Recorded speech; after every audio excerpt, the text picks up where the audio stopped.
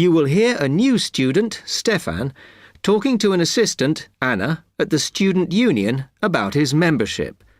You now have 30 seconds to read questions 1 to 6.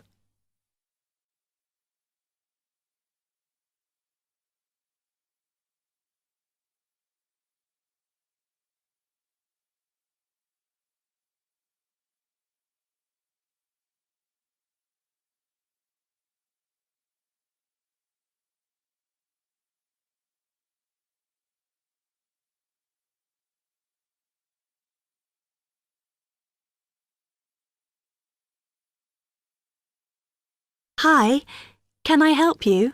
Yeah, I hope so. This is the first time I've been down to the union. I'm a new international student, and I just wondered what to do. Oh, right. Well, normally we ask international students to fill out this form, and we put your details on the wall by reception.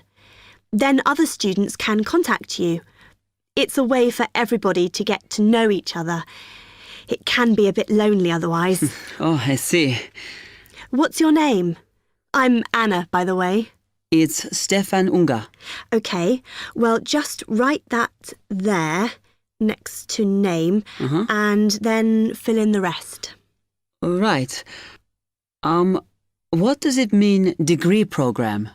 Oh, just if you are an undergraduate or a postgraduate. Or maybe you're just here for a short course? I'm a postgraduate. Oh. Do I need to say what in? Not really. It's too much detail. But you should put your department so people who have the same interests or problems as you can get in touch.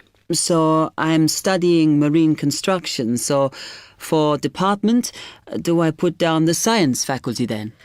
Just your actual department. That must be engineering, no? Oh, I see, yes. Then if you list what you like doing in your free time, not that we ever get any when we're studying, and maybe you can meet up with someone socially, or to join a club or something. Well, I like lots of things. Shall I just list them? My advice is to just put 1 or 2, like football and films or whatever. Otherwise, you'll get so many invitations, you won't get any time to work. Okay.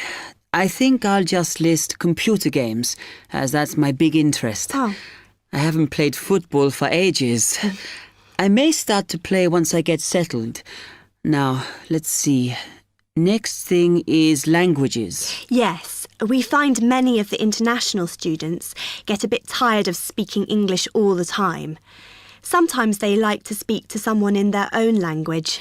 It's up to you. That is a good idea. I presume I don't need to put English down. Oh, no. I put Italian and French. I can only speak German, my mother tongue. OK, well, that's fine. Just put that. What does accommodation mean? Is that my address? We're trying to find similarities between people, and some people live in hall, some are in flats, some are in bedsits. So it helps if you say. I'm in hall, though I'd like to be in a flat, but that won't happen till the end of the first term. Put where you are now. You can always change it later. Then finally, just put your phone number. I haven't really got one. I haven't sorted out a mobile yet. Well, it's going to be difficult for people to contact you then, isn't it? Why don't you put the union one and we'll take messages for you? Okay. It's 02950 659 003. Have you got that? Yes. OK then. You now have 30 seconds to read questions 7 to 10.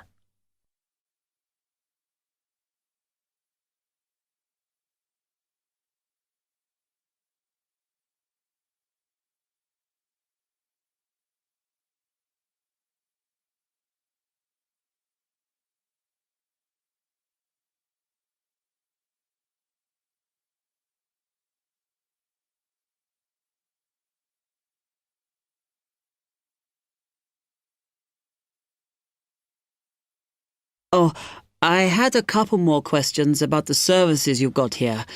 It says there's a photocopier here. Yes, you need to get a card from the shop, and then it's available to all students in the mornings. The union uses it after 1 p.m. Okay. I see also the union organises loads of events. Are they always held here in the union building? It looks big enough. If you're interested in something, you should check the poster or our website. In fact, we normally use the Round Theatre, opposite the conference centre for most events, because the sound system is better. Right, I'll do that. Also, I wanted to hire a van.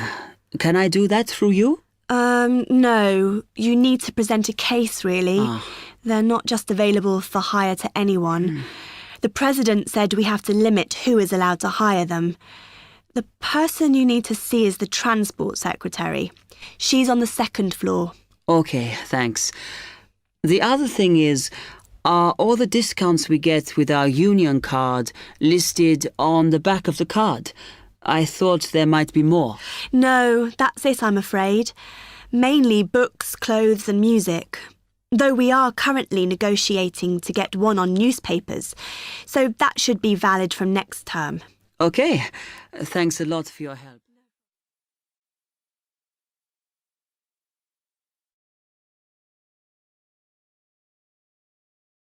That is the end of part 1. You now have half a minute to check your answers.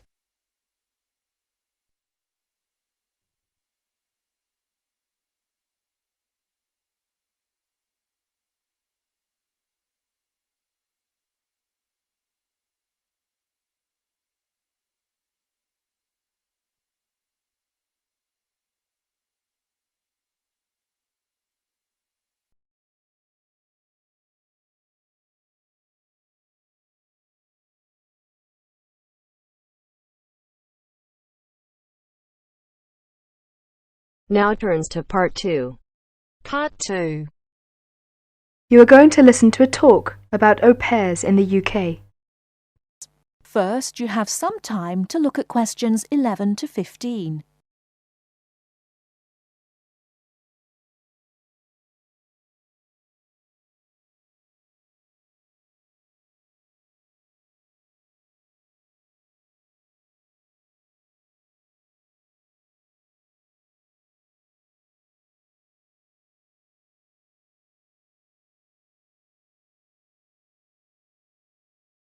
Now, listen carefully and answer questions 11 to 15.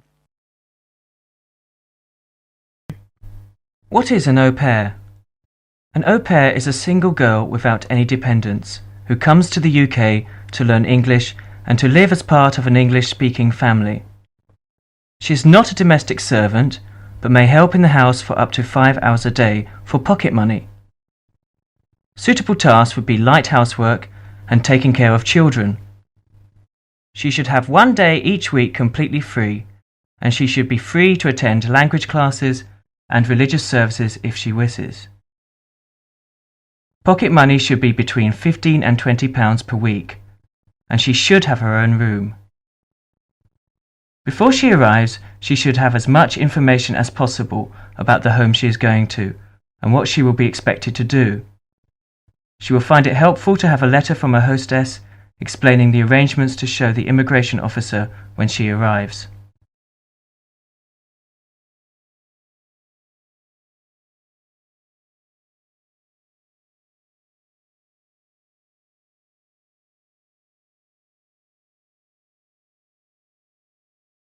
Before you hear the rest of the talk, you have some time to look at questions 16 to 20.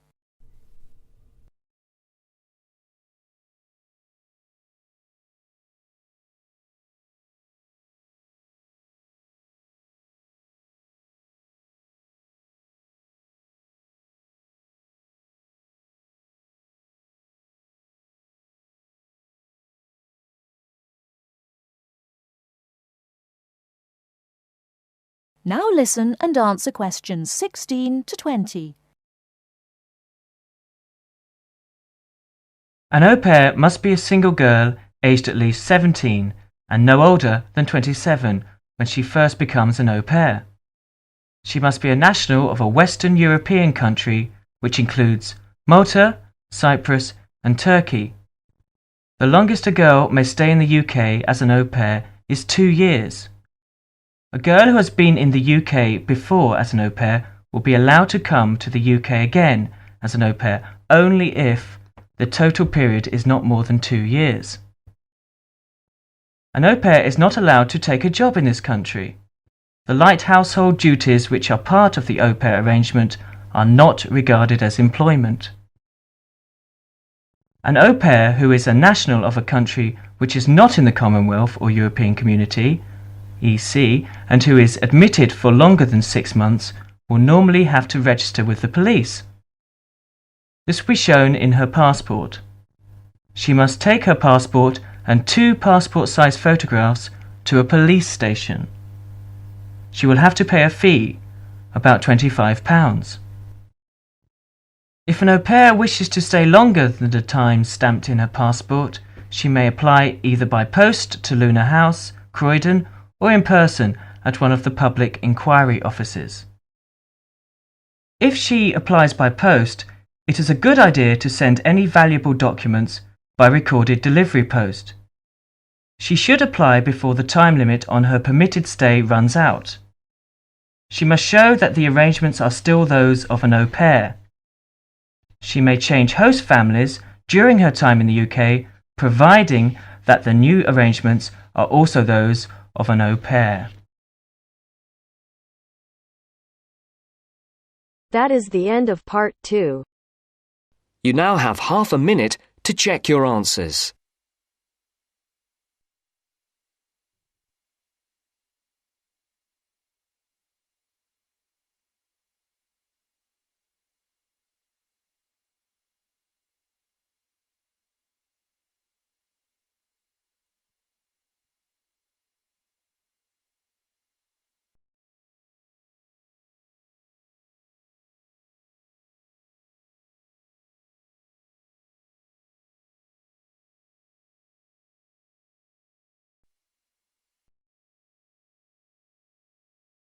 Now turns to part 3. Part 3. You will hear a conversation about plans for a university sports centre. First, you have some time to look at questions 21 to 26.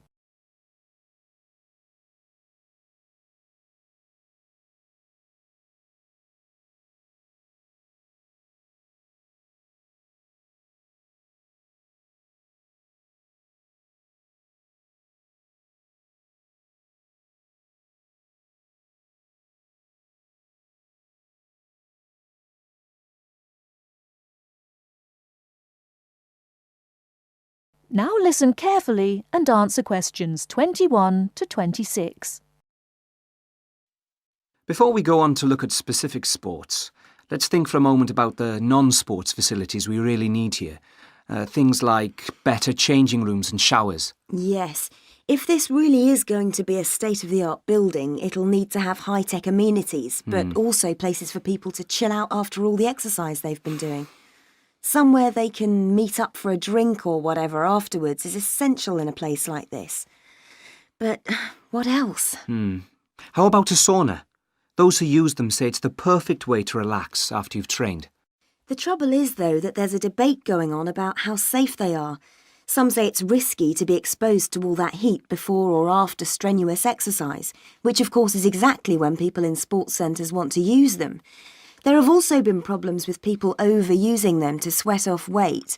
So, to avoid any possible dangers, I don't think I'd include them on my list. Talking of dangers, I wonder whether we ought to have some sort of facility where minor injuries like cuts and bruises and sprains can be treated. Maybe. It would seem to make sense with all the mishaps that are bound to occur when you have so many people running and jumping about and so on. Ah, hold on though. Isn't the new medical centre going to be built right opposite? Yes, it is. It should be finished by the end of next year. Then there's no point, is there? Anyone who gets hurt can go over there, where there'll be much better treatment than anything we could offer on site. Yes, I can see that. What we should provide, though, is a facility with full-time physiotherapists for everybody on the campus, that is. As well as treating people, they could work on prevention of things like muscle tears and strains. Right.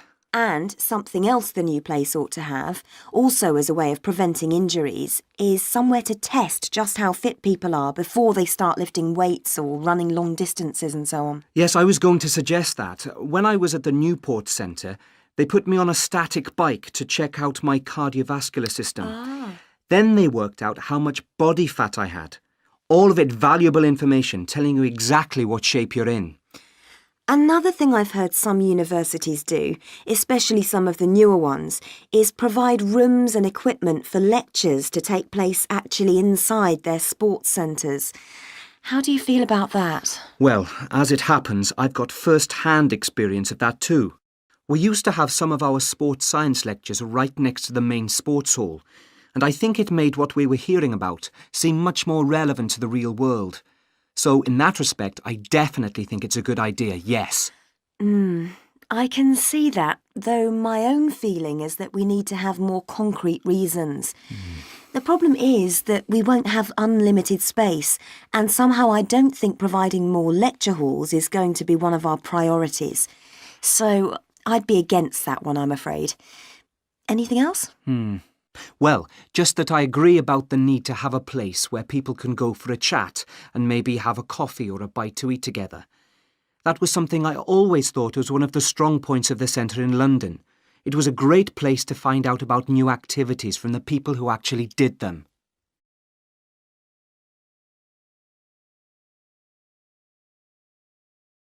Before you hear the rest of the talk, you have some time to look at questions 27 to 30.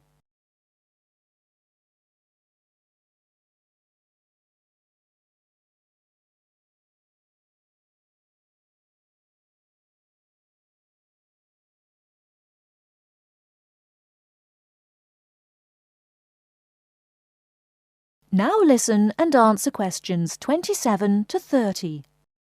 So what about the main sports facilities themselves? What do we need? Well, we don't need a rugby pitch because there's already one on the campus. The same's true of table tennis, really. Most of the halls of residence for students have their own tables, so there's no point in using precious space here for any more. Agreed. Something none of them have, though, is any sort of pool. A lot of students have complained about this, saying they have to take a bus downtown if they want to go for a swim. Yes, that's definitely one for this place. Perhaps a jacuzzi too. That would be nice, wouldn't it? It would. Perhaps next to the squash courts, just down there to the right. They are very popular, by the way. I think we should have a couple more here, don't you? Absolutely. And another sport that's been growing in popularity is volleyball, especially since we did so well at the last Olympics. Don't you mean basketball? Yes, I do, sorry. Anyway, the point is that there is a court in the old gym next to the Students' Union building, but it always seems to be fully booked up, even though it's not very good. And there's nowhere else on campus to play. OK, let's have one of those too. How much space have we got left, by the way? That is the end of part 3. You now have half a minute to check your answers.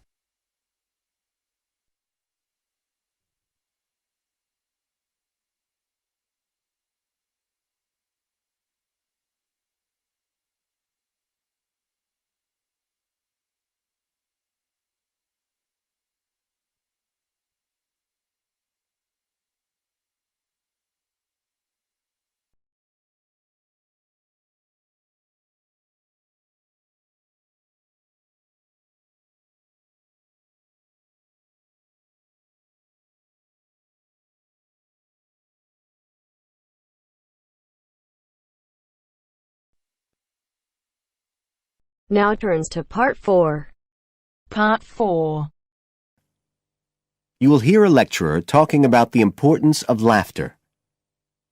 First, you have some time to look at questions 31 to 40 on page 131.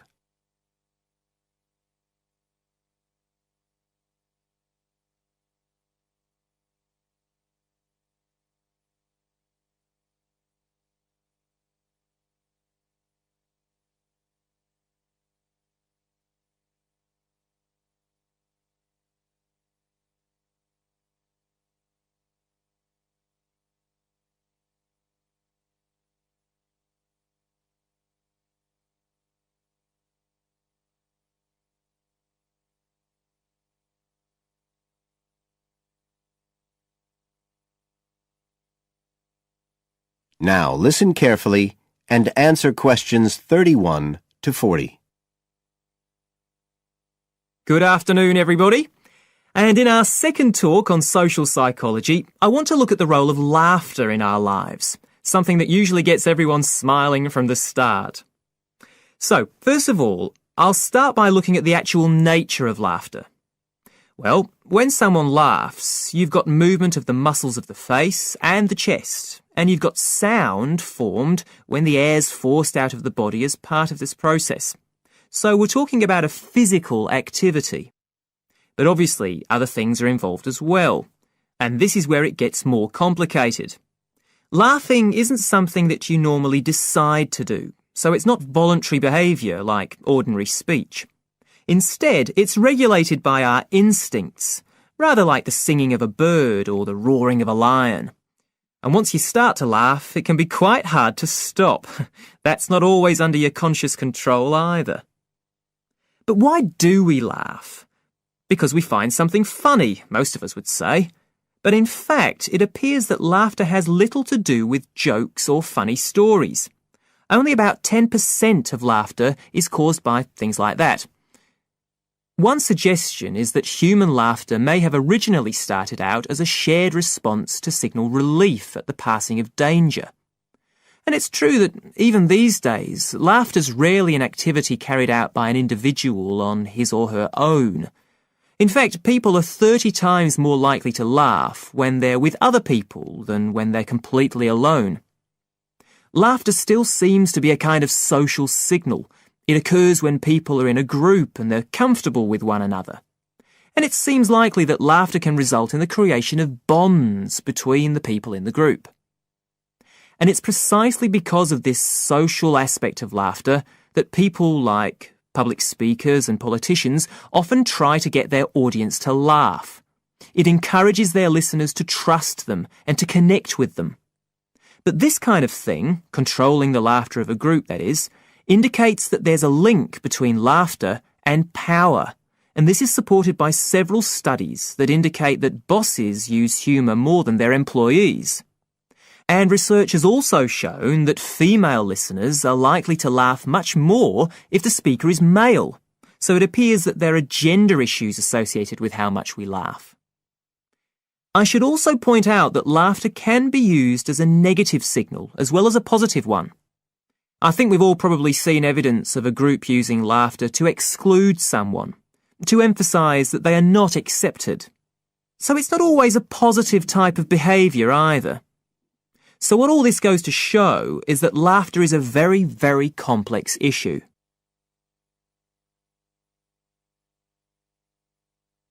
It does appear, however, that laughter has definite benefits.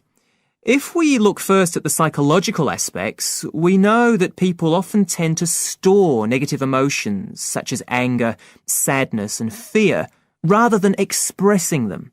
And it seems that laughter provides a harmless way for the release of these emotions. But there are also clear physical effects that have been monitored too. For example, laughter is good aerobic exercise. It speeds up heart rate and respiration and raises blood pressure. One researcher suggests that 100 laughs a day is the equivalent of 10 minutes jogging. Laughter also helps prevent the stress that so many people suffer from today, which results from the faster pace of life and all that goes with it.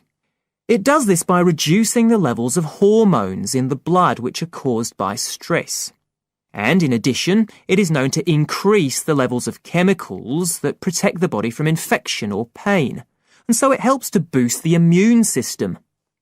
One interesting study showed that people who had had surgical operations asked for fewer painkillers if they'd been viewing comic films. In fact, research has even shown that the quality of dreams can be positively affected by laughter. A good laugh 10 minutes before going to sleep can prevent you from having bad dreams and give a much more pleasant and restorative night's sleep. So there's now little argument that finding things funny and enjoying a good laugh is extremely beneficial to us all. What we need to consider now are the ways in which laughter can be used as a treatment for people who...